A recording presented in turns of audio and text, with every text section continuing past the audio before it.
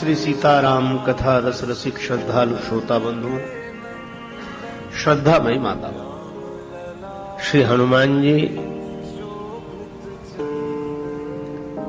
श्री राम कथा श्रवण के परम रसिक श्रोता हैं। श्री राम जी की कथा सुनकर हनुमान जी प्रसन्न होते हैं और हनुमान जी की कथा सुनकर भगवान श्री सीताराम जी प्रसन्न होते हैं। तो अब तक हनुमान जी सुनना चाहते थे, इसलिए राम कथा होती थी। इस बार श्री सीताराम जी सुनना चाहते हैं, इसलिए हनुमान जी की कथा हो रही है।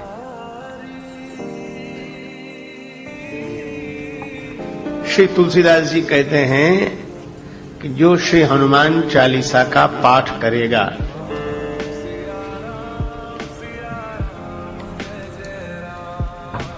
उसे सिद्धि प्राप्त होगी।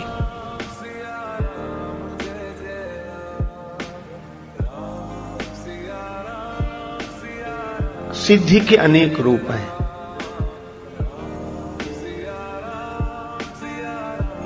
मन की शुभकामनाओं की पूर्ति हो जाना सिद्धि है। मन कामना सिद्धि नर पावा। भक्ति की याचना करते करते भक्त हो जाना सिद्धि है। परमात्मा की प्राप्ति हो जाए तो भक्ति की सिद्धि है, और आत्मानुभूति हो जाए तो ज्ञान की सिद्धि है। जगत में राग न रहे तो वैराग्य की सिद्धि है। शुभ कामनाओं की पूर्ति हो जाए तो यह लौकिक दृष्टि से सिद्धि है। श्री तुलसीदास जी कहते हैं कि किसी भी तरह की सिद्धि हो, श्री हनुमान चालीसा के पाठ से अवश्य मिल जाएगी, और इसके साक्षी भगवान शंकर हैं। होए सिद्धि साखी गौरीशा। शंकर भगवान साक्षी क्यों है? जो भाग्य में नहीं होगा क्या वह भी श्री हनुमान चालीसा के पाठ से मिल जाएगा? मिल जाएगा। क्यों? क्योंकि जिनकी कीर्ति का गायन हुआ है इस ग्रंथ में, उन हनुमान जी की महिमा ऐसी है, अघटित घटन सुघट विघटन ऐसी बिरदावली नहीं आने की। घटने वाली घटना को जो टाल दे, न घटे, और नहीं घटने वाली घटना को जो घटा दें, ऐसी शक्ति श्री हनुमान जी की है। इसीलिए जिन्हें साधना की असफलता से सिद्धि न मिली हो, भाग्य में नहीं होने से सिद्धि न मिली हो, वे श्री हनुमान चालीसा का पाठ करें। उन्हें भगवान की कृपा से, हनुमान जी के बल से सिद्धि की प्राप्ति होगी। शंकर भगवान साक्षी हैं, क्योंकि भाग्य में नहीं होगा तो शंकर जी ने गवाही भरी है, वे पूर्ति करेंगे, क्योंकि भाव्यु मैटि सकहि त्रिपुरारी। इसलिए यह अत्यंत सरल शब्दों में छोटा सा ग्रंथ दिखाई भले ही देता हो, पर इसकी महिमा महान है। जो यह पढ़े हनुमान चालीसा, होए सिद्धि साखी गौरीशा। तो जिस ग्रंथ की ऐसी महिमा है, उसी ग्रंथ रत्न का हम लोग इस बार भगवान श्री सीताराम जी की कृपा से चिंतन कर रहे हैं। और यह भी संयोग है, श्री हनुमान चालीसा की कथा का शुभारंभ गुरुवार से, और श्री हनुमान चालीसा का आरंभ भी गुरु वंदना से। श्री गुरु चरण सरोज रज, निज मन मुकुर सुधारि, वरणो रघुवर विमल यश, योदायक फल चारि। और एक बात पर आपने शायद ध्यान न दिया हो, हनुमान चालीसा का आरंभ भी गुरु वंदना से है, और हनुमान चालीसा का विश्राम भी गुरु वंदना से है। आरंभ हुआ श्री गुरु चरण सरोज रज और विश्राम हुआ कहां? जय जय जय हनुमान गोसाई, कृपा करहु गुरुदेव की नाई, कृपा करहु गुरुदेव की नाई। जय जय जय हनुमान गोसाई, कृपा करहु गुरुदेव की नाई। जय जय जय हनुमान गोसाई, कृपा करहु देव की नाई, कृपा करहु गुरुदेव की नाई।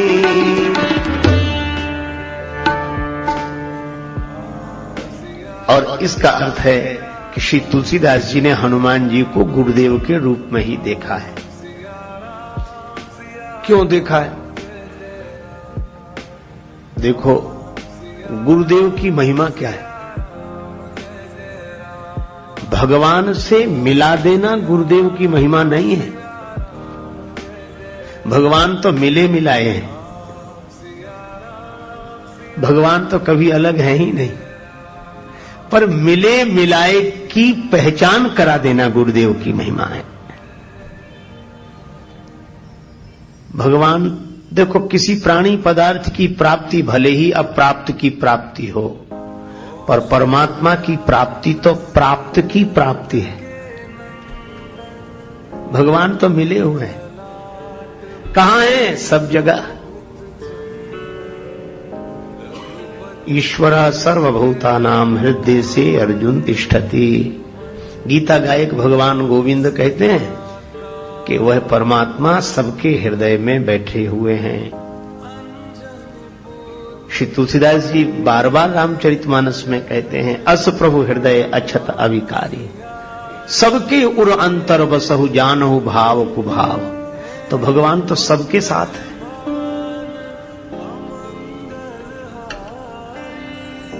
तो जब भगवान मिल ही गए हैं या मिले ही हुए हैं, तो गुरुदेव की आवश्यकता क्यों? इसलिए खोया होए तो फिर मिले। कोई वस्तु खो गई हो तो खोजने से मिल जाएगी, और कोई रूठ गया हो तो मना लेंगे। खोया होए तो फिर मिले, रूठा ले ही मनाए, पर मिला रहे फिर ना मिले, तासो कौन बसाए। तो जो मिला रहने के बाद भी न मिल रहा हो, मिलकर भी जो अनमिला हो, उससे मिला देने का काम गुरुदेव का है। अच्छा, तुलसीदास जी महाराज से किसी ने पूछा कि हनुमान जी आपके गुरुदेव क्यों हैं? क्या इन्होंने राम जी से आपको मिलाया? तुलसीदास जी बोले कि राम जी तो मिल गए थे, फिर हनुमान जी ने क्या किया? कहा कि मिले हुए राम जी को हम पहचान नहीं पा रहे थे। मंदाकिनी तट राम घाट पर, मंदाकिनी गंगा के किनारे चित्रकूट में राम घाट पर श्री राम जी प्रकट हुए। मंदाकिनी तट राम घाट पर प्रगटे दशरथ नंदन, बोले मधुर वाणी में धनुधर, बाबा दे दो चंदन। श्री राम जी प्रकट हो गए। तुलसीदास जी की आंखों से आंसू बरस रहे थे भगवान की याद में, भगवान के विरह में। उन बरसते हुए प्रेमाश्रुओं से चंदन उतारा जा रहा था। भगवान प्रकट हो गए, बाबा चंदन दे दो। तुलसीदास जी तो वैसे ही परेशान थे। भगवान की ओर देखकर बोले, बच्चा हमें क्यों परेशान करते हो? घाट पर बहुत लोग हैं, किसी से ले लो। बहुत पंडे बैठे हैं, हम तो वैसे ही परेशान हैं, रोने लगे। भगवान ने मन में सोचा कि अभी कम रो रहे हैं, हम चले जाएंगे तो ज्यादा रोएंगे, पहचान नहीं पा रहे हैं। तो भगवान ने कहा, अच्छा बाबा चंदन दो चाहे मत दो, पर यह बताओ तुम रो क्यों रहे हो? कौन खो गया है तुम्हारा? तुलसीदास जी रोते हुए बोले, हमारे भगवान हमें नहीं मिल रहे, हमारे भगवान हमें नहीं मिल रहे। राम जी बोले तब तो आपके भगवान बड़े कठोर हैं, आप इतना रोते हो तो भी भगवान आपको नहीं मिलते हैं। तुलसीदास जी रोने लगे और राम जी के मुख पर हाथ रखते हुए बोले, नहीं बच्चा ऐसा मत कहो, हमारे राम जी तो कृपालु है। श्री रामचंद्र कृपालु भज मन हरन भव भय दारुणम। श्री रामचंद्र कृपालु भज मन हरन भव भय दारुणम। श्री राम श्री राम श्री राम श्री राम श्री राम श्री राम। भगवान तो कृपालु हैं, हमारा ही दुर्भाग्य है कि भगवान नहीं मिल रहे। अब बोलो तुलसीदास जी को भगवान मिले हुए हैं कि नहीं मिले हैं? पर मुश्किलें होती हैं आसान बड़ी मुश्किल से, मुश्किलें होती हैं आसान बड़ी मुश्किल से। आदमी बनता है इंसान बड़ी मुश्किल से।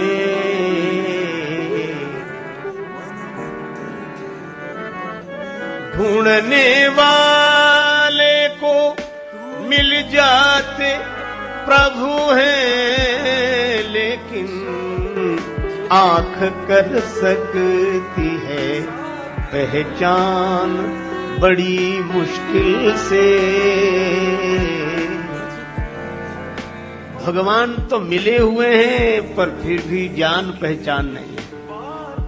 तो मिले हुए को बताया किसने? अचानक आवाज सुनाई पड़ी, श्री रघुवीर खड़े हैं सन्मुख, तुलसी तू क्यों रोता, सफल करो द्रग। हनुमान जी बोले बनकर तोता, चित्रकूट के घाट पर भई संतन की भीड़, तुलसीदास चंदन घिसे तिलक देत रघुवीर। श्री हनुमान जी तोता बनकर आए। हनुमान जी भी सुखदेव हैं। श्री कृष्ण कथा के सुखदेव व्यास नंदन है और राम कथा के सुखदेव तो अंजनी नंदन है।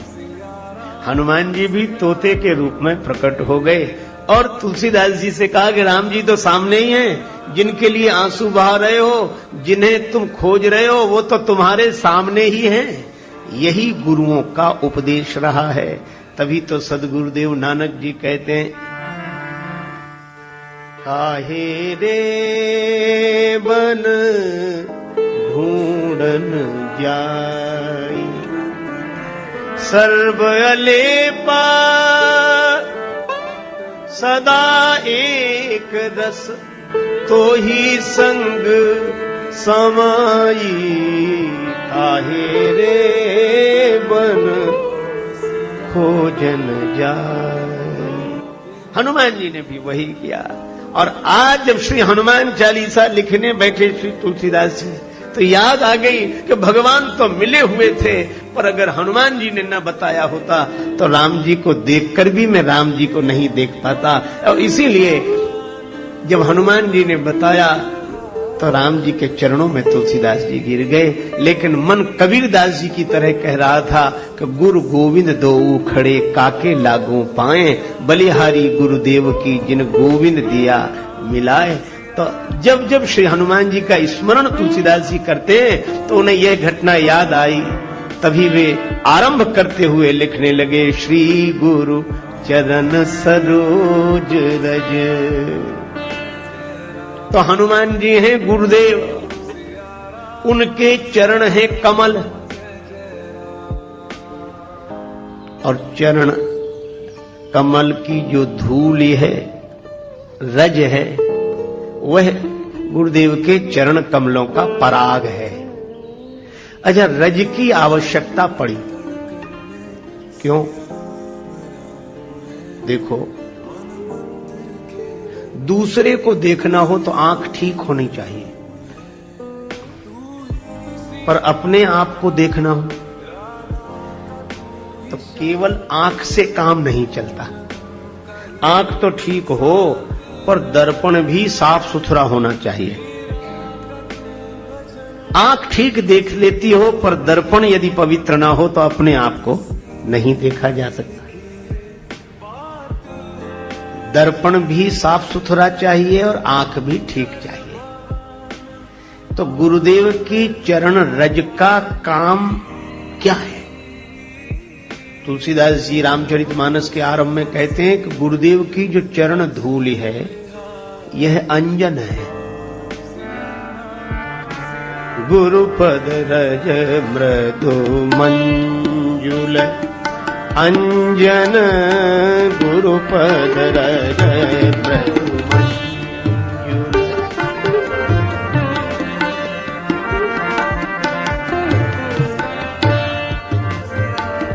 नयन